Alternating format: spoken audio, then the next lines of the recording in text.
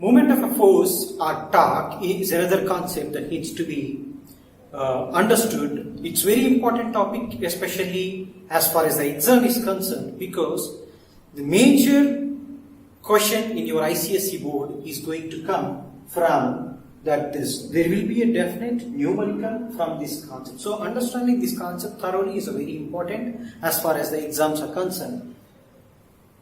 Let's understand what is a moment of force. Moment of force is nothing but a measure of the turning effect of a force. We have seen that whenever there is a body and that body is pivoted, and when we apply a force on it, instead of translational motion, it actually experiences or shows a rotational motion. So rotational motion, in that motion we have the turning effect. So that turning effect, how much turning effect is there, that the measure of the turning effect is called the moment of force. So the term does not really speak about itself, but otherwise the meaning is moment of a force means simply what is the turning effect that is produced in the body which is pivoted because of the application of the force.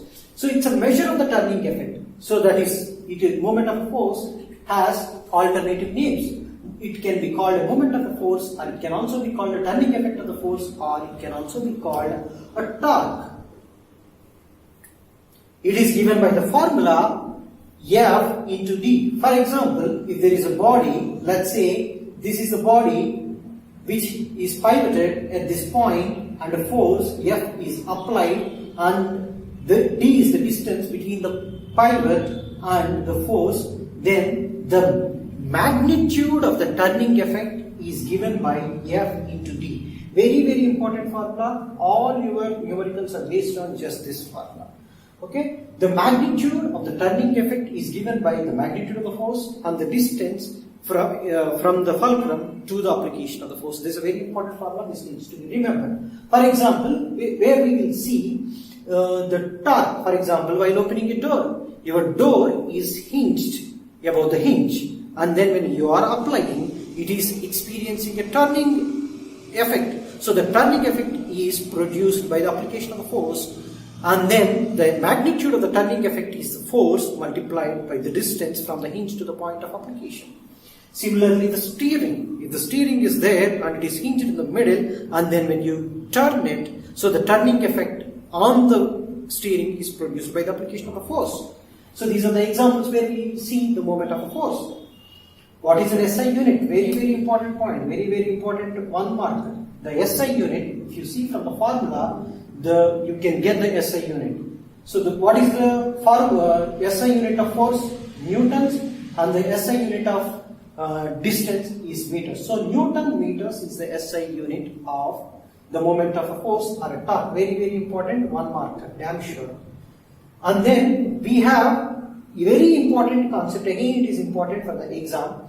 What the magnitude of the torque depends upon only two factors. What are those? The magnitude of the force and the distance. For example, if I increase the force, that is this, then the turning effect is going to be more, obviously. And then if I increase the distance, then also by keeping the force same, then also my turning effect will be more. For example, if I apply a force here versus force there, then the amount of turning effect would be more. And then there is a sign convention. This sign convention is very important, especially when you do numericals. What is the sign convention? If you see, turning effect could be either clockwise or anti-clockwise. For example, if this is my body, and then if I am applying a force here, so my body is turning this side. Or if I apply a force from this side, so my body is turning this side. So this is, if you see, it's a clockwise turning effect. And if you see this is an anti-clockwise turning effect. So depending upon from which direction that you are applying the force, the turning effect could be clockwise or anti-clockwise.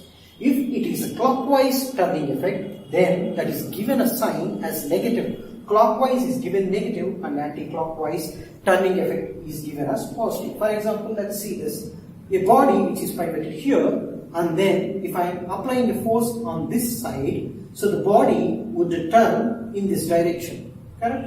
So this is my clockwise. So my clock rotates in this direction. So this is my clockwise direction. So this clockwise direction will be negative. So there is a negative moment of force. For example, instead of force is being applied here, if I apply the force here, then my body will turn in this direction. So this is my anti-clockwise direction. So this will be a positive moment of force.